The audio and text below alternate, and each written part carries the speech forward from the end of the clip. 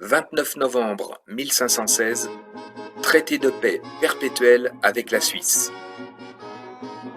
Fribourg, Suisse. Paix.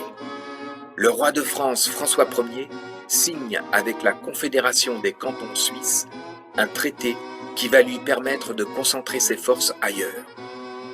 Un peu comme le pacte germano-soviétique de 1939, finalement. Les deux parties valident par écrit que commerce et guerre ne font pas bon ménage, surtout quand ça se passe sur son territoire. En outre, moyennant espèces sonnantes et trébuchantes, à l'époque la France a des liquidités, le maquignon royal obtient l'exclusivité du recrutement de mercenaires suisses, notamment pour ses campagnes d'Italie. Sans en faire tout un fromage, les petits Suisses sont divisés, car certains préféreraient rester copains avec les Milanais. Ils se chicanent donc un peu entre eux, mais quelques lingots supplémentaires achèvent de convaincre les plus récalcitrants, d'autant plus que le grand François, près de 2 mètres, pour éviter d'en faire toute une salade, piémontaise, abandonne finalement ses envies d'annexion helvète. Si ça s'était passé aujourd'hui, François Ier aurait glissé un codicille dans le traité.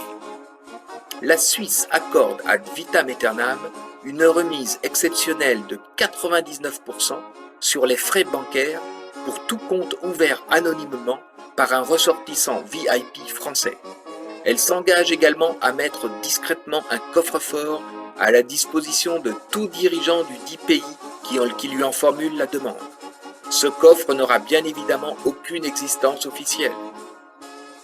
Ainsi, ces ministres auraient pu, sans craindre d'être dénoncés, affirmer, les yeux dans les yeux, qu'ils ne possédaient aucun compte en Suisse.